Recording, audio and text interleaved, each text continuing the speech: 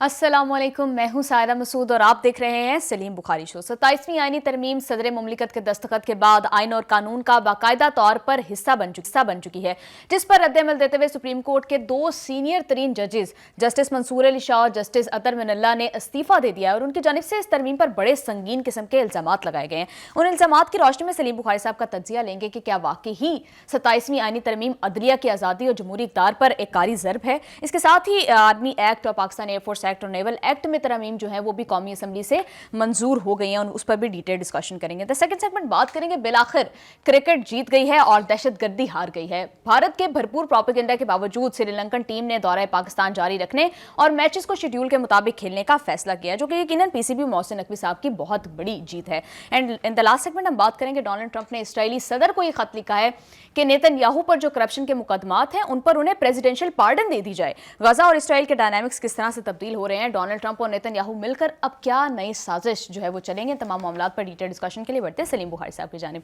अस्सलाम वालेकुम बुखारी साहब, कैसे हैं आप? जी वालेकुम सलाम, आप कैसी हैं? मैं बिल्कुल ठीक ठाक हूँ। बुखारी साहब 27वीं आईनी तरमीम आज सदर मुमलिकत ने दस्तखत कर दिए हैं। उसके बाद सुप्रीम कोर्ट के दो सीनियर तरीन जजेस जस्टिस मंसूर अली शाह और जस्टिस अतर मिनल्ला उन्होंने इस्तीफा दे दिया और ये कहा है कि ये जो है सुप्रीम कोर्ट को टुकड़े टुकड़े कर दिया गया है। आइन जो है ये अदलिया की आज़ादी पर बहुत बड़ी जो है वो ज़र्ब है और कहा है कि अदलिया को हुकूमत के मातहत कर दिया गया है। बुखारी साहब, क्या आप इन इल्ज़ामात से इत्तफाक करते हैं? देखिए, पहली बात तो यह है कि इस आईनी तरमीम के पास होने के बाद हलचल तो मचनी थी, तो हमें पहले से एंटिसिपेटेड था कि बहुत सारे फैसले जो है वो होंगे, जो कि हुए हैं। उसकी तफसील हम अभी बयान करते हैं अपने नाज़रीन के लिए। लेकिन ये जो 27वीं आईनी तरमीम है, इसके बाद हमने देखा कि फौरी तौर पर दो जो जजेस हैं, एक सीनियर तरीन जज थे जो सैयद मंसूर अली शाह हैं और दूसरे अतर मिनल्ला, उन्होंने इस्तीफ़े दे दिए हैं।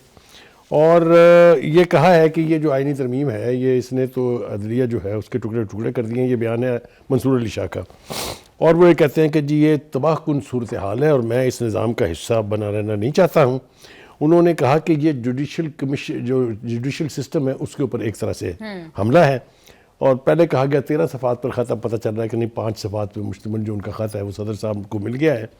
और आप यूँ समझिए कि एक तरह से ये इस्तीफ़ा मंजूर है। उन्होंने अपने तहफ़्फ़ुज़ात का खुल के उसमें इजहार किया है। उन्होंने कहा कि मेरे ख्याल में इस कानून साजी के ज़रिए अदलिया को हुकूमत के मातहत कर दिया गया है। ये उनकी इंटरप्रिटेशंस हैं, ऐसा है या नहीं है, इससे कोई बहस नहीं है इस वक्त।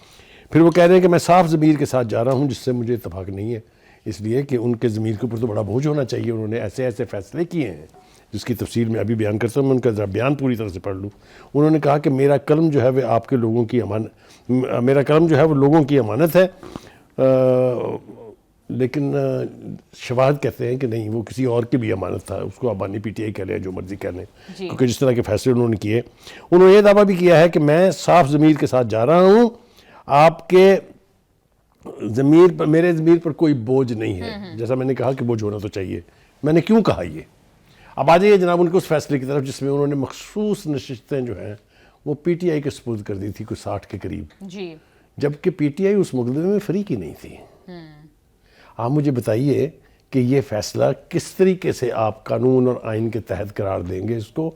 ये वो फैसला है जिसको प्रेसिडेंट के तौर पर भी इस्तेमाल नहीं किया जा सकता, इसलिए कि दुनिया जहान के कानून में ग्राउंड से हटके कोई फैसला देने का इख्तियार जज के पास नहीं है।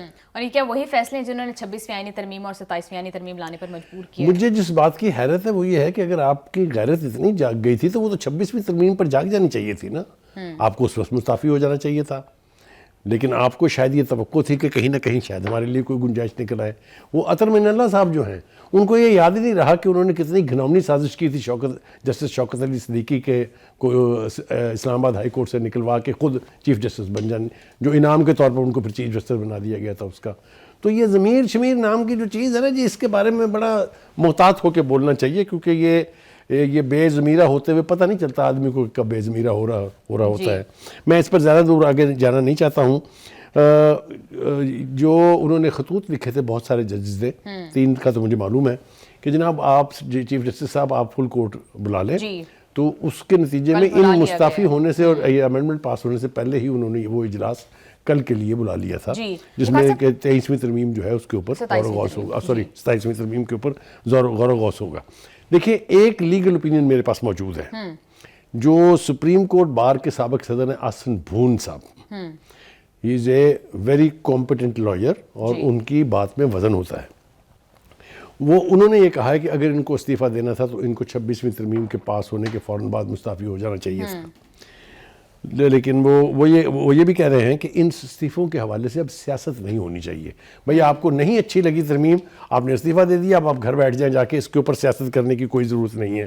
کیونکہ ایک بات انہوں نے بار بار کہی کہ ترامیم کرنا یہ پارلیمنٹ کا استحقاق ہے, یہ اس کا آئینی حق ہے, اس سے کسی کو مفر نہیں ہے. جی بخاری صاحب, اب جو فل کورٹ بلایا گیا ہے یہ کیا مقصد ہوگا, اس میں کیا اس ترمیم کو چیلنج کیا جا سکتا ہے, کوئی لیگل راستہ کہ جوڈیشری اس پر سٹے لے لے یا اس کو مطلب اس پر رول بیک کر سکتی ہے اس کو؟ دیکھیے اس کا اصولی طور پر تو یہ ہے کہ سپریم کورٹ کا جو فل کورٹ اجلاس ہے کل, وہ اگر سمجھے کہ اس کے اندر کہیں آئین سے کھلواڑ ہوا ہے یا کوئی عدلیہ کے اوپر کوئی قدغن لگانے کی کوشش کی گئی ہے تو وہ اپنی رائے کے ساتھ اس کو واپس بھیج سکتا ہے پارلیمنٹ کو. لیکن پارلیمنٹ اگر پھر اس کو منظور کر لے گی تو دیٹ از لا. یہ تو مجھے ایز اے پور اسٹوڈنٹ آف لا اتنا تو مجھے پتا ہے. لیکن اس کو اٹھا کے آپ ردی کی ٹوکری میں نہیں پھینک سکتے کیونکہ it's now act of the parliament. ٹھیک ہے جی, آگے چلتے ہیں جناب. جیسا میں نے کہا کہ اس سے تو کافی ساری ہنگامہ خیزی بہت طرف جو ہے وہ ہو گئی ہے.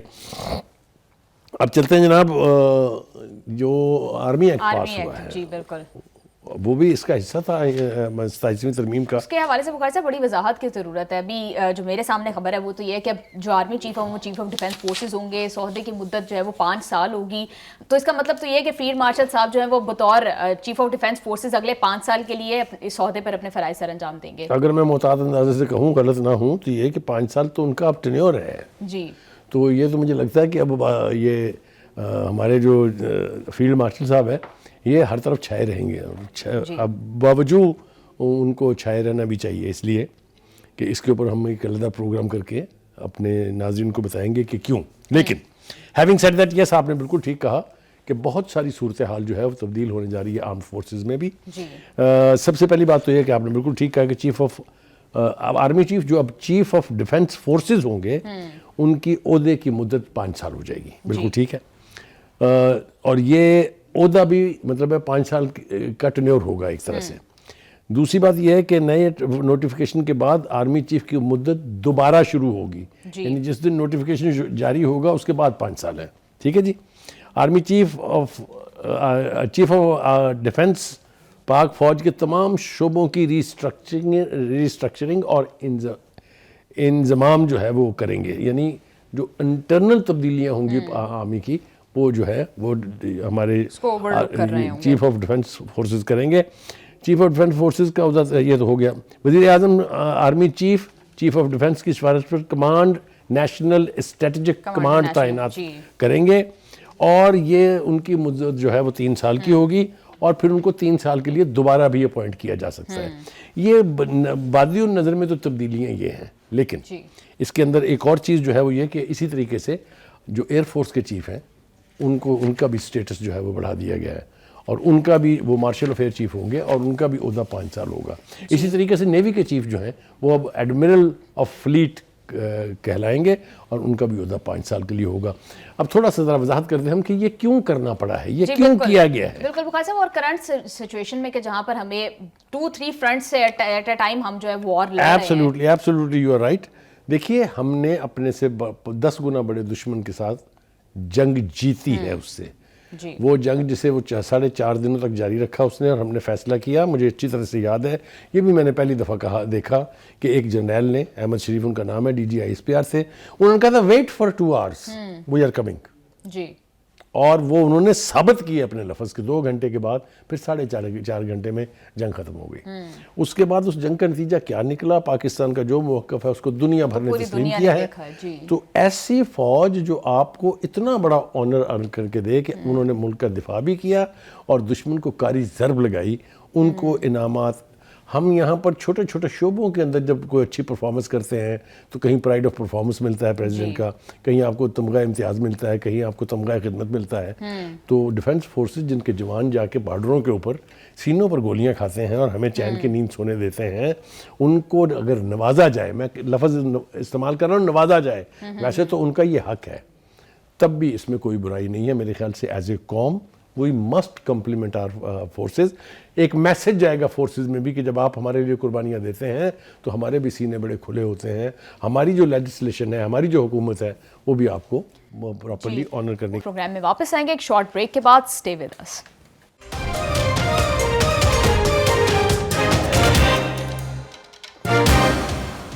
Welcome back to the show. بھائی صاحب, اس ٹائم پر ایک یونیفائڈ کمانڈ کی کتنی ضرورت تھی, کیپنگ ان ویو کہ جس طرح سے جس طریقہ کار جس سے جنگ لڑی جا رہی ہے وہ بڑا ڈراسٹکلی تبدیل ہوتا جا رہا ہے. آپ نے مجھے چھیڑنے سے باز نہیں آتی ہے, میں اوائڈ کر رہا تھا کہ اس کے اوپر کامنٹ نہ کروں, لیکن اس لیے ضروری ہے بخاری صاحب اس پہ.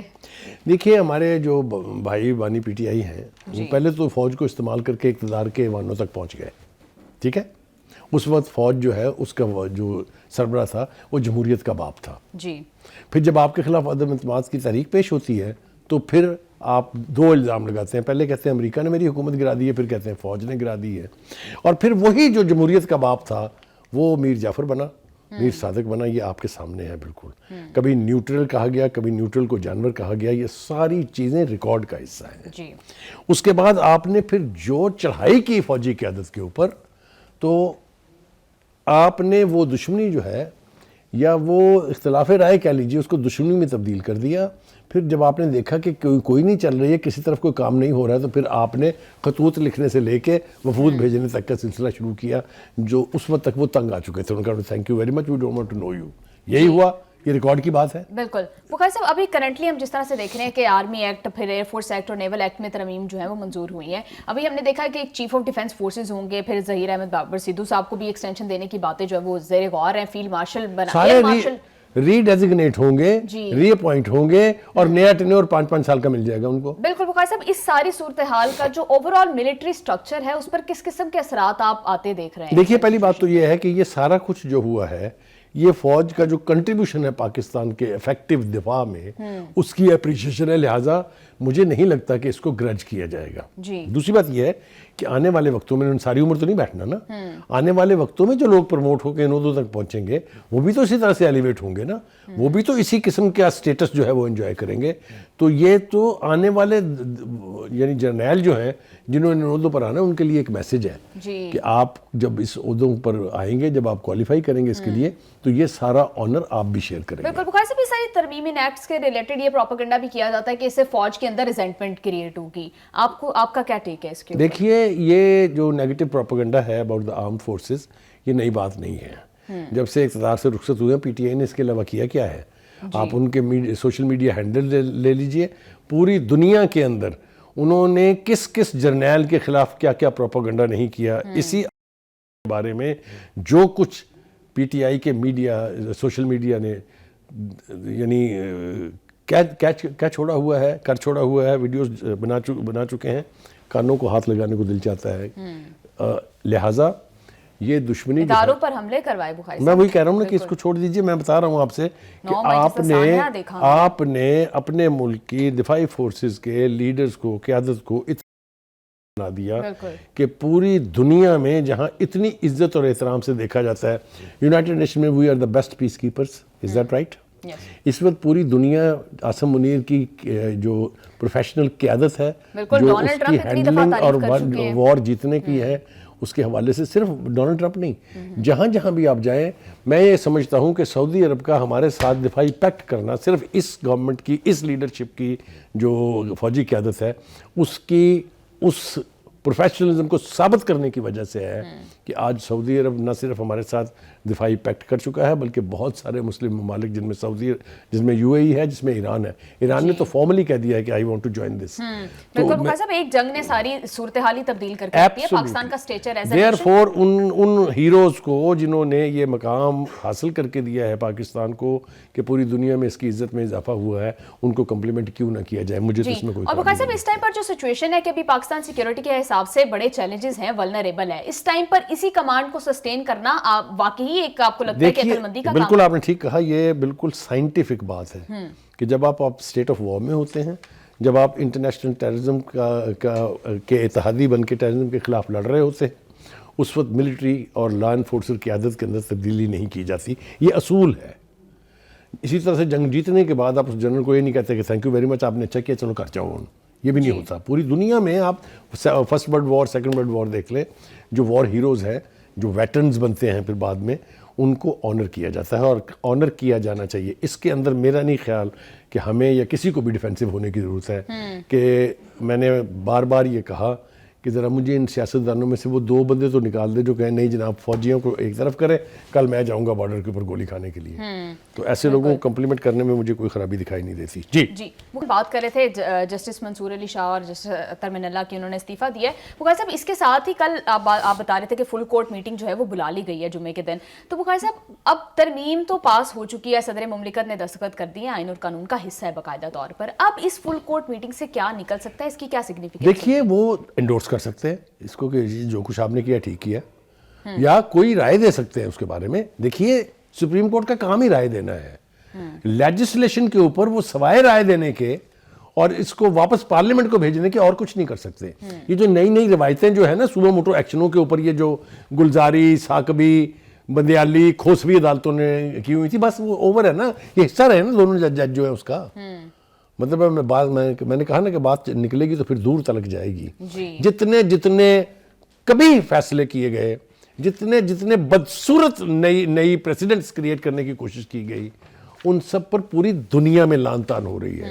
وہ پریسیڈنٹ بننے کے قابل نہیں ہیں فیصلے جو انہی ججز کی موجودگی میں ہوئے تھے. جی بالکل بخاری صاحب آپ ٹھیک کہہ رہے ہیں. ہوپ فلی اس ترمیم سے عام آدمی کو, پاکستان کے لوگوں کو فائدہ ہو. پروگرام میں واپس آئیں گے ایک شارٹ بریک کے بعد, ہمارے ساتھ رہیے گا.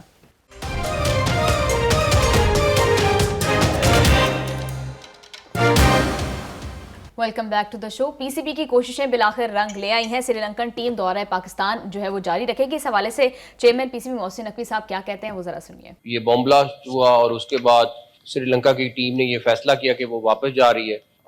اس پہ ہماری ان کے ساتھ انٹریکشن شروع ہوئی, اور جیسے کہ ریزولوشن میں مینشن ہوا ہے کہ ان کے بورڈ نے, ان کے پلیئرز نے, سب نے بڑا بہادری کے ساتھ یہ فیصلہ کیا, اور انہوں نے یہاں رہنے کے لیے ان کو بہت زیادہ کنسرن تھے. ہمارے فیلڈ مارشل نے خود ان کے ڈیفنس منسٹر سے, سیکرٹری سے بات کی اور ان کو کنونس کیا اور پورا شور کرایا سیکیورٹی کے لیے. جی بخاری صاحب, بھارت نے تو کافی پروپیگنڈا جو ہے وہ ان حملوں کے بعد کیا ہے, لیکن محسن نقوی صاحب نے بڑے اچھے سے سچویشن کو ٹیکل کیا ہے. کیا کہیں گے آپ اس سارے صورتحال پر؟ دیکھیے میں اس کو محسن نقوی کو کمپلیمنٹ تو بعد میں کروں گا, لیکن تھوڑی سی ذرا ہم ریکال کر لیں. پہلی بات تو یہ کہ کرکٹ جیت گئی ہے کل.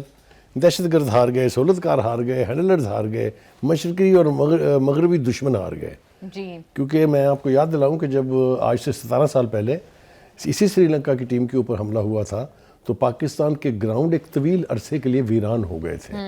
تو سب سے بڑا کمپلیمنٹ جو محسن نقوی کو ہے وہ یہ ہے کہ اس نے پاکستان سے کرکٹ کو روٹنے نہیں دیا ہے. جی اور اس کے لیے جتنا بھی کمپلیمنٹ کیا جائے ان کو, اور فیلڈ مارشل کو جنہوں نے سری لنکا کے ڈیفنس منسٹر اور ڈیفنس سیکرٹری سے بات کی. دیکھیے پہلی بات تو یہ ہے کہ اگر یہ ٹیم واپس چلی جاتی تو زمبابوے کی ٹیم جو ٹرائی نیشن سیریز کے لیے یہاں آ رہی تھی وہ بھی نہیں آتی. اگر ٹرائی نیشن سیریز نہ ہوتی تو کرکٹ گئی تھی یہاں سے. جی تو اس کے لیے جتنا بھی کمپلیمنٹ کیا جائے میرے خیال سے وہ کم ہے. ایک بات.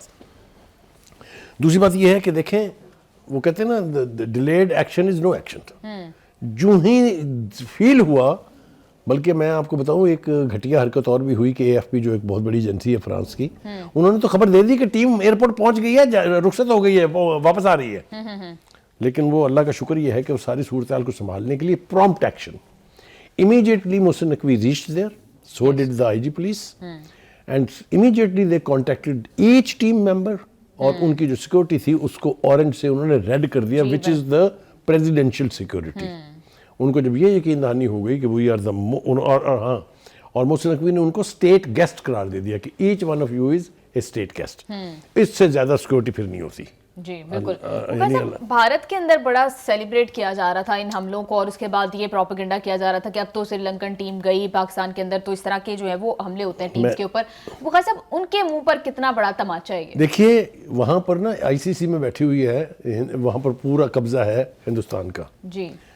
اور وہاں سے ہی یہ فیصلے ہوتے ہیں کہ کرکٹ وہاں ہوگی یا نہیں ہوگی, جیسا کہ پہلے ہوا تھا ہمارے ساتھ. اگر خدا نہ خواستہ یہ ایونچویلٹی اسی طرح سے ہوتی جس طرح سے ہندوستان نے اور یہ دہشت گردوں نے پلان کی تھی, تو یقیناً یہی ہوتا کہ یہاں سے کرکٹ پھر روٹ جاتی. اللہ کا شکر یہ ہے کہ ان سب کو اپنی اپنی اب پڑی ہوگی, اپنی اپنی بغلیں جھانک رہے ہوں گے, کیونکہ کرکٹ بھی بچ گئی, کرکٹ سیریز بھی بچ گئی, اور پاکستان کی ریپوٹیشن بھی بچ گئی.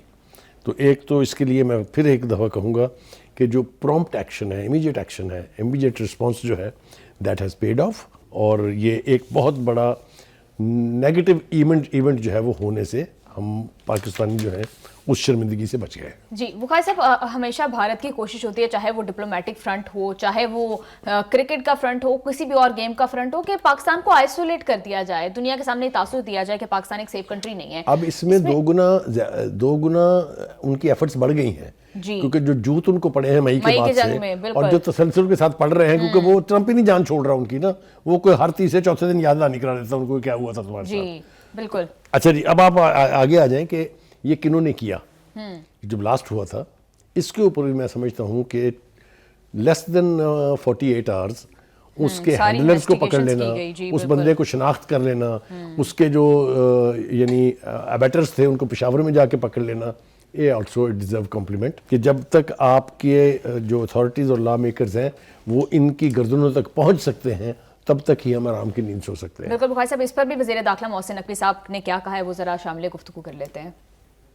جو اسلام آباد میں بم بلاسٹ ہوا ہے اس کے جو مین کلپریٹس ہیں ہم ان تک پہنچ چکے ہیں. جو سوسائڈ بامر جس نے کچہری کے اوپر یہ بلاسٹ کیا اس کا تعلق افغانستان سے ہے. جو وانا میں کیڈٹ کالج پہ جو اٹیک ہوا اس کے سوسائڈ بامر بھی افغانستان سے ہیں. آگے بھارت کے اس طرح کریں گے جو ٹی ٹی پی کے اندر افغانستان کے اندر ان کے جو یہ دیکھیں اب گورنمنٹ لیول پہ فیصلہ ہوگا کہ کیا کرنا ہے. اور ایک امن جرگہ ہوا ہے سر کل پشاور میں, اور انہوں نے ڈیمانڈ کی ہے کہ جو افغانستان کے ساتھ مذاکرات ہونے ہیں ہمیں انگیج کیا جائے, کچھ اور ایشو اور تمام پولیٹیکل پارٹیز اس میں. یہ تو نہیں ہو سکتا کہ وہ ہمارے پہ بومبنگ کر رہے ہوں اور ہم جا کے ان کو کہیں کہ ہم سے مذاکرات کر لو. یہ تو میرے خیال سے اس میں سب سے اسٹرانگ میسج یہ ہے کہ ایک تو جو افغان یہاں باقی رہ گئے ان کو بھی جانا ہے, صاف انہوں نے کل پارلیمنٹ میں بھی کہہ دیا, اور یہ جو سری لنکن ٹیم کی مینجمنٹ سے ان سے ملاقات کے بعد بھی کہا کہ اب ہم نہیں افورڈ کر سکتے کہ یہاں رہ کے ہمارے گلے کاٹیں. بالکل. تو ایک تو اس کے اندر بڑی تیزی آئے گی, آپ دیکھیے گا ان کو یہاں سے ڈپورٹ کرنے میں. جی بخاری صاحب, ہم لوگ دیکھ رہے تھے کہ جب مذاکرات ہو رہے تھے تب بھی یہ بات ہوئی, افغانز اس کو کیٹیگوری کے لیے ریجیکٹ کرتے رہے آن سرفیس آن فیس کہ ہمارے یہاں سے کوئی دہشت گردی کی سہولت کاری نہیں ہوتی. اب تو پاکستان کے پاس اس بات کے ایویڈنسز ہیں, انڈینائیبل ایویڈنسز ہیں. بالکل آپ نے ٹھیک کہا, لیکن میں آپ کو تھوڑا یاد دلاؤں کہ جو مذاکرات ہو رہے تھے دوحہ میں اور استنبول میں, وہاں بھی ہم نے اتنے سالڈ پروف دیے ان کو کہ جو میزبان تھے وہ کنونس ہو گئے کہ ہاں پاکستان کا موقف ٹھیک ہے. ہم کیا چاہ رہے تھے, ہمیں وہ زبانی تسلیاں بہت دے رہے تھے کہ آئندہ نہیں ہوگا جی, یہ ہم نے کہا لکھ کے دے, تاکہ ہم کل کو دکھا سکیں کہ یہ دیکھیں انہوں نے لکھ کے دیا تھا, اس کا مطلب یہ ہے کہ وہاں سے ہو رہی تھی, انہوں نے لکھ کے دیا کہ اب نہیں ہوگی. آپ کو پتا ہے وہ ہندوستان چونکہ ان کے پیچھے ان کا ہوگا, لکھ کے نہ دینا مارے جاؤ گے. Any way having said that, یہ جو پرومپٹ ایکشن ایک دفعہ پھر میں کہوں گا, اور یہ ان کے گریبانوں تک ہاتھ پہنچا ہے, یہ بات ثابت ہو گئی ہے کہ جتنی بھی دہشت گردی اس وقت پاکستان میں ہو رہی ہے وہ ساری کی ساری پلانڈ ہے افغانستان میں, افغانستان کی سرزمین میں. وہاں کے باشندے اس کا حصہ ہیں, وہ آتے ہیں یہاں پر تخریب کاری کرتے ہیں. لہٰذا یہ جو ذمہ داری لی گئی ہے, ایک نئی تنظیم جو ہے جیش الہند اس کا نام ہے, اس کی طرف سے, اور وہ ذمہ داری بھی انہوں نے لی ہے خارجی نور ولی فتنہ الخوارج جس کو ہم کہتے ہیں, اس کے کہنے پر, تاکہ فتنہ الخوارج کا نام نہ آئے. لیکن مجھے لگتا ہے کہ بھائی کے دن اب گنے گئے ہیں. جی ایک دفعہ ہم گئے تھے اس کا پیچھا کرنے کے لیے, اب نہیں بچتے یہ بھائی. بالکل. بخاری صاحب, ابھی وزیر داخلہ صاحب سے بھی یہی سوال کیا گیا کہ کیا اب پاکستان جو ہے وہ کابل کے اندر ایئر سٹرائکس کر کے ان حملوں کا, ان لوگوں کا بدلہ لے گا اور اس کا جواب دے گا, کیا یہ آپشن اب بھی موجود ہے پاکستان کے پاس؟ ایبسلیوٹلی بالکل موجود ہے. ہم اس کے بارے میں افغانستان کی حکومت کو باور کرا چکے ہیں, کہہ چکے ہیں. اگر آپ کو میں پھر یاد دلاؤں وہی فیلڈ مارشل کی وہ پریس کانفرنس جو یعنی کنونشن سینٹر کا جو خطاب ہے, اب ہم نے نا یہ ڈپلومیٹک ایچیاں بیچیاں نہیں نکالنی. اب تو ہمیں پتہ لگے کہ جس طرف ستیر آیا ہے وہاں کا کچھ نہیں چھوڑیں گے ہم, اور یہ اوقات میں آ جائیں گے. آپ فکر نہ کریں, زیادہ دیر لگنے کی ضرورت نہیں ہے. یہ ان کو ہم ایسا سبق پڑھائیں گے کہ یہ آئندہ ان کی نسلیں بھی توبہ طائب ہو جائیں گی. جی بخاری صاحب, لیکن ابھی ہم دیکھ رہے تھے کہ کل نائب وزیر اعظم صاحب بھی یہ بات کر رہے تھے, وزیر اعظم صاحب بھی خود بھی یہ بات کرتے ہیں کہ مذاکرات کا راستہ جو ہے وہ اب بھی کھلا ہے. تو بخاری صاحب, ابھی ہم دیکھتے ہیں کہ ریسنٹلی ترکی کے وفد کا بھی پاکستان آنے کا امکان جو ہے وہ موجود ہے. تو کیا لگتا ہے کہ اب ترکی کا وفد اگر آتا ہے تو امن کی طرف مذاکرات کے تھرو کوئی راستہ نکالا جائے گا؟ ایک دفعہ پھر کوشش دیکھیے, پاکستان کا یہ ڈپلومیٹک سٹانس رہا ہے ہمیشہ کہ ہم نے کبھی بھی مذاکرات کے دروازے بند نہیں کیے. لیکن جب وہ آئیں گے یہاں بیٹھیں گے ہمارے ساتھ, ہم ان کو نئی حقیقتیں آئینے کی طرح سے دکھائیں گے, ہمارا کیس بھی مضبوط ہوگا. اور ہم نے اب یہ فیصلہ کر لیا ہے کہ ہمارے مشرقی بارڈر سے جو کوئی بھی تخریبی کارروائی ہوگی اس کا دندہ شکن جواب فی الفور دینا ہے. اور یہی ایک طریقہ ہے کہ وہاں سے یہ جو سورش ہو رہی ہے, جو ہمارے علاقوں میں آ کے وارداتیں کی جا رہی ہیں, اس کو روکنے کا ایک ہی طریقہ ہے کہ آپ ان کو ہر دفعہ ایسی سزا دیں کہ وہ دوبارہ جرأت نہ کریں آپ کے پاس آنے کی. جی بالکل بخاری صاحب, you are absolutely right. Programme میں واپس آئیں گے ایک شارٹ بریک کے بعد. اسٹے ود اس.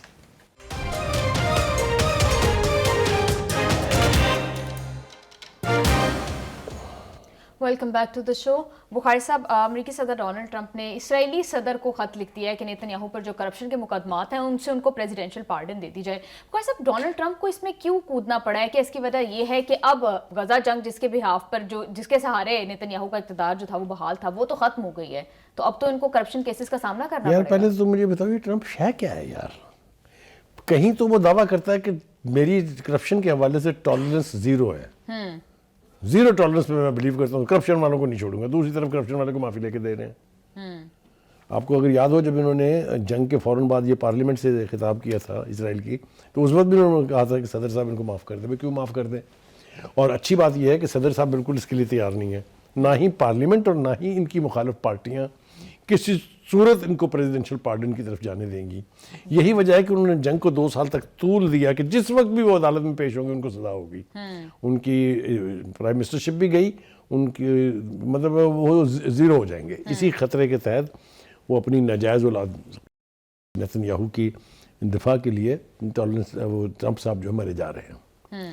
یہ کتنا بڑی مطلب اخلاقی گراوٹ کا مظاہرہ ہے کہ آپ ٹالرنس کہیں میری زیرو ہے کرپشن کے لیے, اور دوسرے کو آپ معافیاں دلا رہے ہوں جس کے بارے میں پروون ہے کرپشن اس کی, کوئی دو رائے نہیں ہے اس کی. جس طرح کی فنڈنگ انہوں نے اور رشوت اور تحفے لیے ہوئے ہیں اس پر وہ بچتے نہیں ہیں بظاہر. یہ ہو گیا جناب ایک. تو دوسری طرف یہ ہے کہ رفح میں غزہ کے حوالے سے اور غزہ کے جو حماس کے لوگ ہیں اس کے حوالے سے بہت پیچیدہ صورتحال ہے, کوئی دو رائے اس کے بارے میں نہیں ہے. جی بالکل. کسی قسم کا بھی بہت خوفناک کلیش وہاں ہو سکتا ہے, کیونکہ بقول اسرائیلیوں کے بھی وہاں 200 کے قریب حماس کے جنگجو جو ہے وہ محبوس کہہ لیں یا اس علاقے کے اندر. بخاری صاحب, یہ اتنا سنگین معاملہ ہے کہ اس کے اوپر تو یہ کہا جا رہا ہے کہ امن معاہدہ جو ہے وہ خطرے میں ڈل سکتا ہے. تو بخاری صاحب, آپ کو کیا لگتا ہے کہ جو اسرائیل ہے اس کو ڈونلڈ ٹرمپ, کیونکہ ڈونلڈ ٹرمپ نے یہ جو ہے یقین دہانی کرائی تھی, یہ ضمانت دی تھی, تو کیا وہ اسرائیل کو نیتن یاہو کو اتنا پریشرائز کریں گے کہ ان کو راستہ پرووائڈ کیا جائے؟ کل بھی ہم نے اپنے پروگرام میں یہ کہا تھا کہ اسرائیل کو ایک طرف کر رہا ہے اب ٹرمپ جو ہے, اس لیے کہ وہ نہیں چاہتا کہ جو معاہدہ میری نگرانی میں جو طے پایا ہے اس سے ڈیویشن ہو, اور نیتن یاہو جو ہے وہ کر کے چھوڑے گا division by hook and by crook. Therefore یہ خطرہ موجود ہے کہ یہ معاہدہ جو ہے یہ ختم ہو جائے, اس لیے کہ اس میں ابھی انٹرنیشنل اسٹیبلائزیشن فورس تشکیل نہیں پائی ہے. جی لہٰذا آپ دیکھ رہے ہیں کہ ہر روز بمباری ہو رہی ہے وہاں پر, وہاں فلسطینی لوگ شہید ہو رہے ہیں اور کوئی اسرائیل کو پوچھنے والا نہیں ہے. لہٰذا جتنی جلدی یہ معاملہ جو ہے کسی طرف کروٹ لے گا, اس کے ساتھ ہی پھر یہ توقع کی جا سکتی ہے کہ اس معاہدے پر عمل درآمد ہو جائے گا. لیکن جس طرح کل اس رپورٹ میں جو پیش کی گئی ہے ماہرین کی طرف سے کہ یہ وہ کیا کہتے ہیں یہ کشتی جو ہے پار ہوتی دکھائی نہیں دیتی ہے, تو ان کی ریزرویشنز بالکل ویل پلیسڈ ہیں. اسرائیل نہیں مان رہا کسی بھی معاہدے کو, جتنے بھی معاہدے کی شکیں ان سب کی خلاف ورزی کر رہا ہے, برابر کر رہا ہے. اور مجھے حیرت یہ ہے کہ وہ مسلمان ممالک جو ہیں 8 جو اس معاہدے کا حصہ تھے, جو اس نگران فورس جو بننی ہے اس کا حصہ ہوں گے, کدھر ہیں وہ؟ جی بالکل. اور بخاری صاحب, اسرائیلی وزیراعظم کے دفتر کے ترجمان کیٹیگوریکلی یہ بات کر رہے ہیں کہ وہ جو ہے حماس کے ڈھانچے کو نشانہ بنانے کے لیے عمارتوں کو اڑا رہے ہیں. تو بخاری صاحب, یہ جنگ بندی تو نہ ہوئی؟ دیکھیے میں یہی تو پیٹ رہا ہوں, میں پچھلے کئی پروگراموں سے یہی چلا رہا ہوں کہ یہ کون سی جنگ بندی ہے جس کا معاہدہ تو حماس کے ساتھ ہو اور حماس ہی کو تباہ کرنے کا عمل جاری رہے. یہ میری تو سمجھ میں بالکل نہیں آتا. یہ منافقت, یہ دوگلا پن جو ہے یہ سب دیکھ رہے ہیں اور زبانیں بند ہیں, گنگ ہیں. ہماری مسلمان لیڈرشپ جو ہے اس کو چیخو پکار کرنی چاہیے اس کے اوپر, جس قسم کا کھلواڑ ہو رہا ہے وہاں پر. سب چپ ہے, اسی لیے اسرائیل جو اس کے دل میں آ رہا ہے وہ کرتا جا رہا ہے. جی بخاری صاحب, you are absolutely right. Program کا ٹائم ہو گیا ختم. سی یو آل آن منڈے. اللہ حافظ.